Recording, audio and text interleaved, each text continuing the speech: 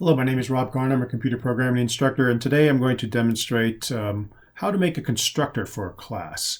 So I've made this folder, Constructors and Properties, and I'm going to open with code.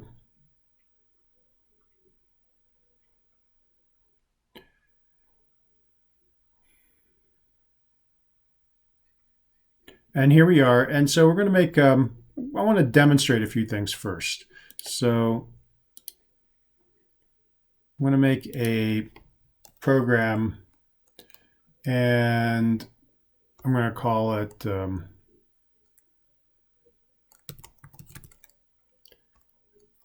init try, or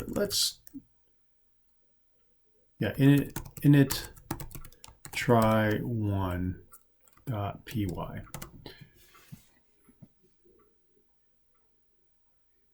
So we're going to make a class. I'm just going to call it my class. And let's say that when we created one of these classes, we wanted to have something initialized. So I'll make a method, and remember, our methods in a class have a self parameter. And we're just going to say self.sum variable is equal to 42. So we want this to be what happens first. Now, this is fine. What we'll do now is some object is equal to my class, or I'll call it my object.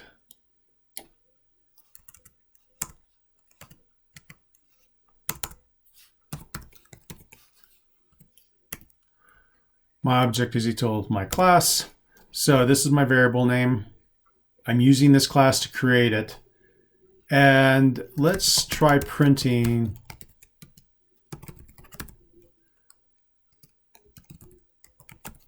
this variable. If we run that, it says some var doesn't exist.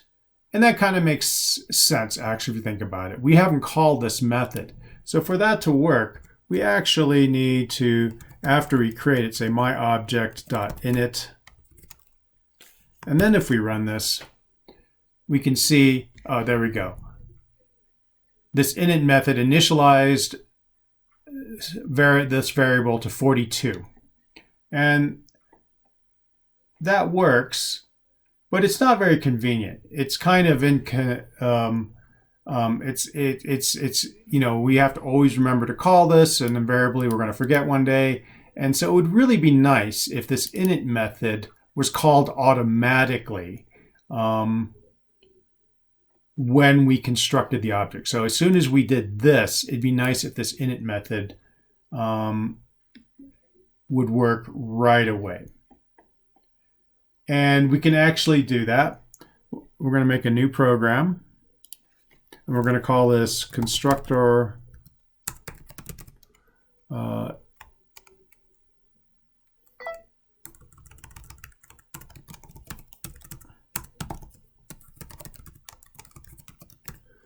it constructor demo.py, and I'm going to take this code and place. And it's going to be pretty much identical. The only difference is I'm going to put these double underscores here. So there's two of them.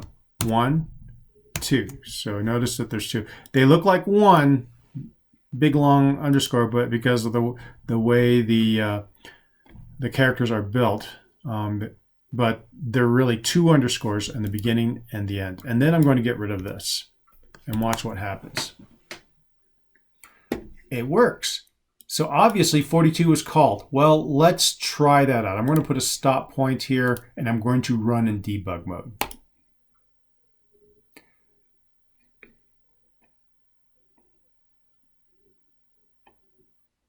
And so here we are. We're stopped on this point. I'm going to step over. So this class has been defined. Nothing's happened so far. And now I'm going to step over one more. And here's my object. And notice that this was created. So right away when we instantiated this, we got this variable 42. Let's try this again. I'm going to step through a little bit more directly. So I'm going to run this in debug mode again.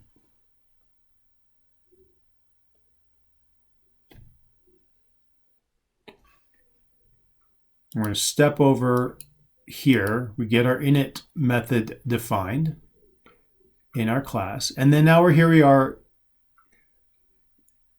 at this instantiation statement. So this is where we're taking my class and instantiating an object called my object. Now, we're going to, instead of stepping over like I did last time, I'm going to step into this to see where this goes. I step in and notice that it goes straight to the init method. And inside the init method is actually what defines some var. So right at that point, we can look at my object and we can see that some var exists. So that's the advantage of using these double underscores in front of init. It turns us into a constructor, which means that this is a method that is called when you construct your object from the class. Now let's go back and see how the previous program worked and see why when we didn't have this, it might not have created anything. So I'm going to put a stop point here and I'm going to run in debug mode. So this is the previous version without double underscores. So there we're defining the class, we define the init method for that class, and now here we are instantiated. So I'm going to step into that as well. So I'm going to step into this class. Notice it doesn't go to init. Because the init didn't have the double underscores, this one is not automatically created.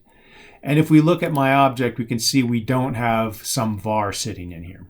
And that's why we get the error when we try to do this without calling the method directly. So that's the benefit of this magic method where we have double underscores in front of init. That means that with the init one, if Python sees an init with the double underscores in the front and the back of it in your class, it will automatically call this constructor, this method, when you do the instantiation. So that's very handy. And we can use that, when we're trying to make a useful class. And so let's try this. Let's say we want to make a class to keep track of pizza. So I'm going to make a class called pizza.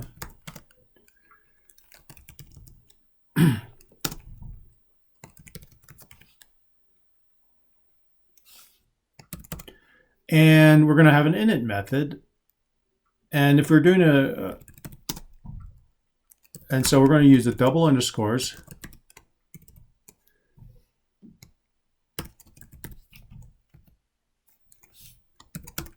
And then inside of this, what we'll do is, well, what do we need to know about a pizza? Well, we'll say self dot, the type of crust. So say self.crust is equal to, and what do we want to start off with?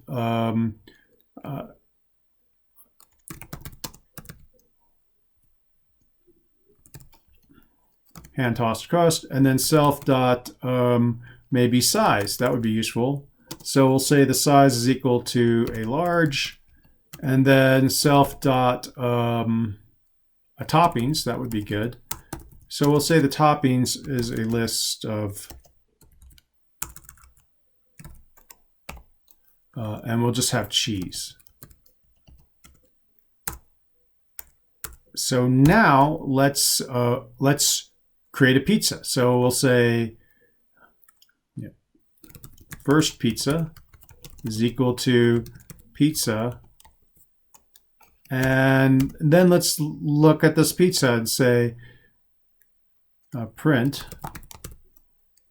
first pizza dot crust. And we'll display the other ones too, just to, so we can do dot crust, dot size, and dot toppings.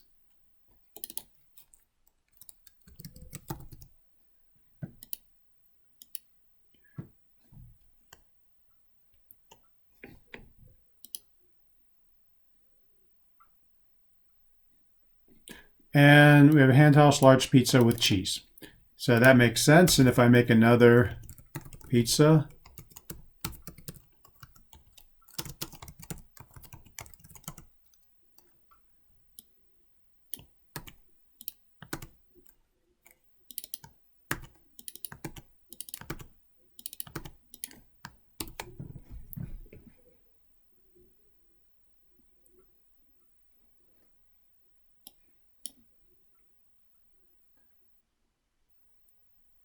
yeah, we have two pizzas that are basically the same. So the constructor works, and every time we make a new pizza, it's going to start off with these defaults. So one of the uses of a constructor like this is to basically make sure you have some valid values for a starting object. Now, we could, of course, change these programmatically, but as we saw with classes before, but for now, this shows you that we can initialize a pizza.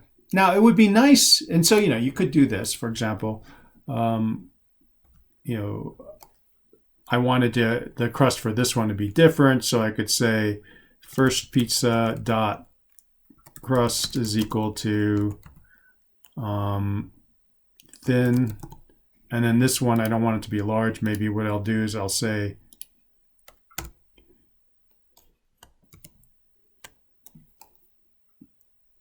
second pizza dot size is equal to small. And now if I run this,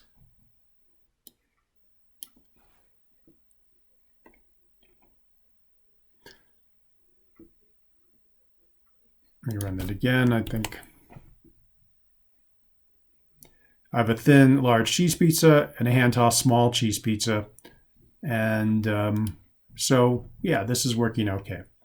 And you can customize your pizza, but you have these defaults that you can rely on. So right now we're using the constructor with some default values. Now we can do one better than this. We can also use a constructor with parameters. And to demonstrate this, we're going to make a class called myClass. And we're going to define an init method. And we have self, but now we're going to add a second parameter to our init method, value. And we're going to say self.sum var is equal to value. So what's happening here is we have this value here, and whatever it is will get assigned in here. And then now that we have that class down here in the main part of our program, what we're going to do is we're going to say my object is equal to my class, and we're going to put in what we want this to start off. Well, actually, first let's try this. We'll just construct it, and we'll run this and see what happens. And we get an error, missing one required positional argument value. So because we put this variable in here, we actually have to have a parameter in here to pass in there. So I'm going to put in 35 here, and then we'll put print my object dot sum var and run this. And so we see we got 35. Let's see what this looks like when it runs in debug mode.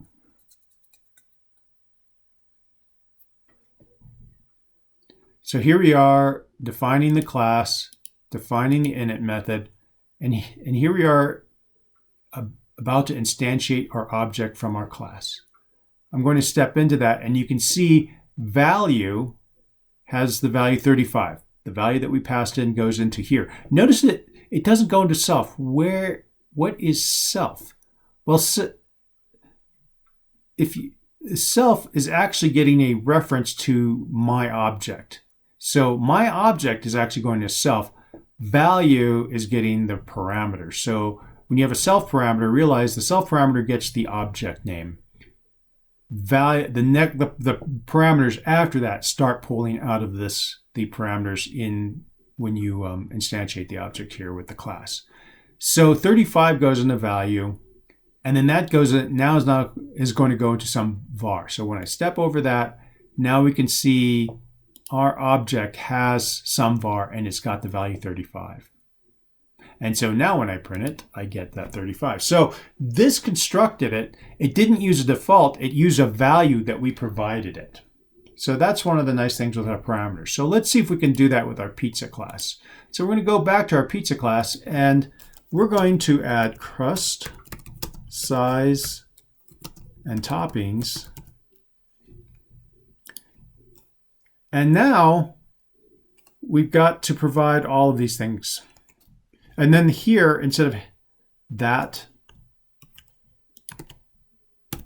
we're going to say self.crust is equal to crust. And so note the distinction here. Self.crust is not the same variable as crust. This is the variable crust that belongs to the object. This is the parameter that's being passed in.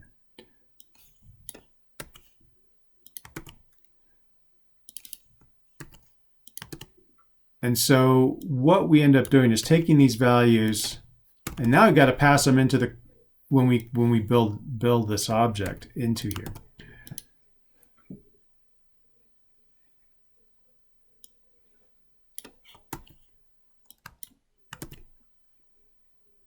And since we're doing that, we can actually put in what we were going to put there, and then this size variable, we'll just do it right here in the constructor. So one of the nice things about this is that with the parameters here, now I can build a pizza all in one line. I can specify everything I want. Let's make this pizza more interesting.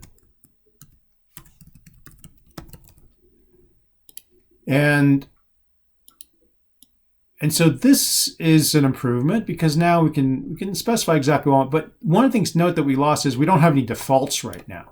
We have to specify everything when we construct the pizza.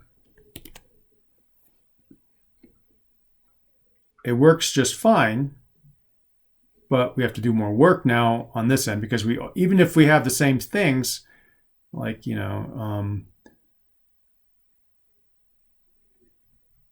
then we would still have to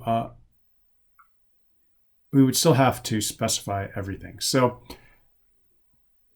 without the parameters, we can have defaults. With the parameters, we can't have defaults. We have to specify everything. Is there a way of doing this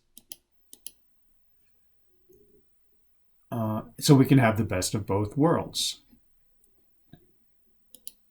Well, yes, actually, and that's this one.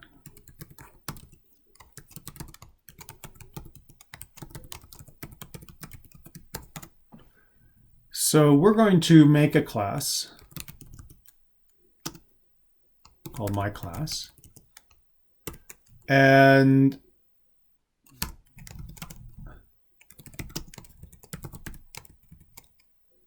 we're going to define our init method. And we're going to define it with a parameter, but we're also going to set a default value for our parameter. If you remember from the section on methods and functions, we can set a default with an equal sign in the parameter list. And so now when we say self.sumVar is equal to value, here's what's going to happen. If we don't specify a value, it'll be 42. If we do specify a value, it will be whatever the value is. And this makes a very flexible situation here, because what we can do now is we can actually call this a number of different ways.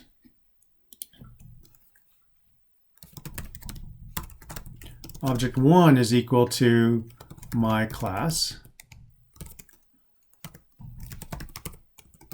And I'm just calling it with the default.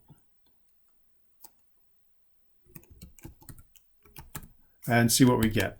So I didn't provide anything. And notice we get 42. Let's run that in debug mode.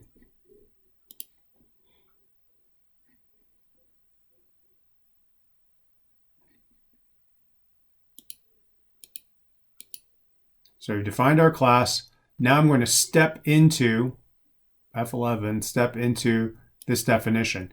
So here, notice what value is. We didn't provide it here. So it uses this default. It says, well, since you didn't provide me one, I'm going to be 42. And now we get that value back. Now we can do this a different way. Let's make object 2 is equal to my class. And I'm going to put 35 in here. And then print object 2.someVar.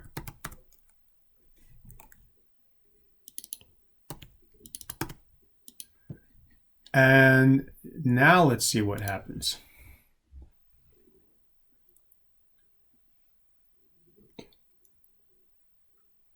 So now, here we are, step over, get my class defined. I'm going to instantiate this class. I'm going to step into value. Because we didn't provide one, it's going to use the default, 42. When we print that, we get the 42. Now we're at the second one. I'm going to step into that one. We're providing 35 as an argument. And if we look here, now you notice instead of 42, it says, since you gave me 35, well, I'm going to use that. And so someVar gets initialized to 35, and then when we print it, we get 35.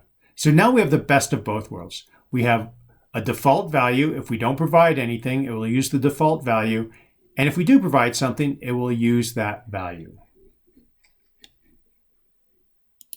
So now let's try that with our pizza class. So here we have our pizza class. And what we're going to do is we're going to say, you know what, the default for a crust will be thin. The default for size will be large.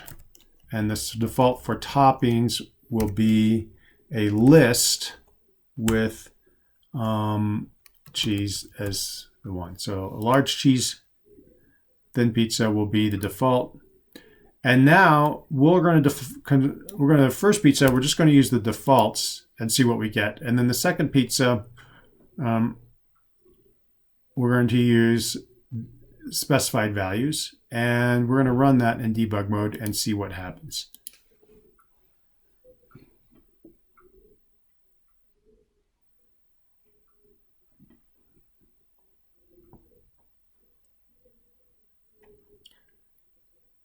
So here we go.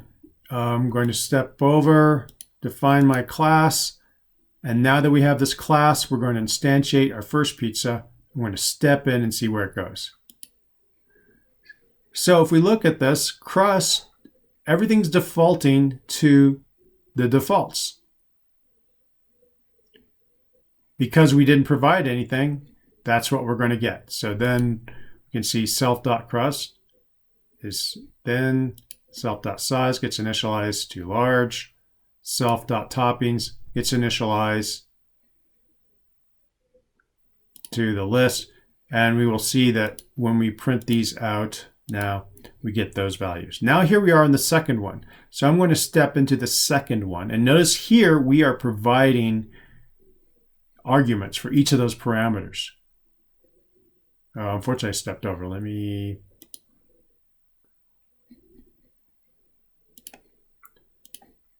start that over again, get to the second pizza.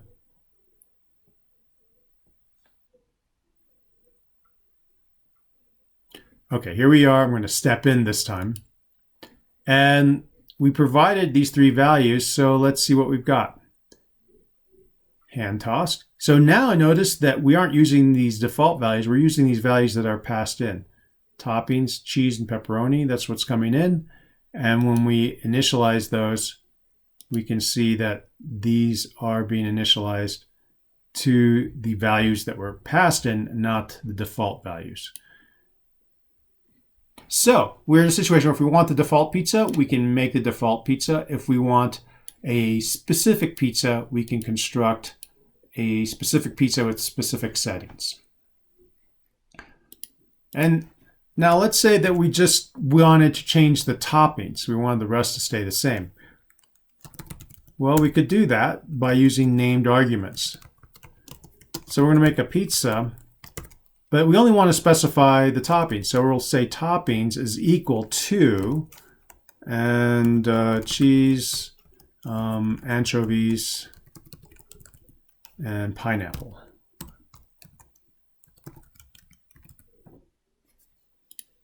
And so now I've only specified this one. Let's see how this one works. So we'll go to here, run in debug mode, and then let me print these out. So we'll get our print statements going.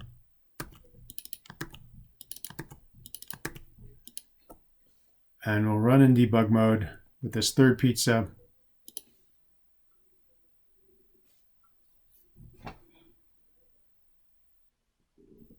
So we're only providing toppings. I step in, I notice that crust, well, I didn't provide crust, so it's going to use the default thin. I didn't provide size, so it's going to use default large. But toppings, because I provided it, is our lovely cheese, anchovy, and pineapple pizza. Those get initialized, and then when we print these out, we get the two defaults and then the one thing we set. So with named parameters or named arguments, we can pick and choose what we set. So this makes this constructor very, very flexible. We can either use no parameters, we can specify everything, or we can just specify the things we want. So that's how we use constructors. Thank you very much.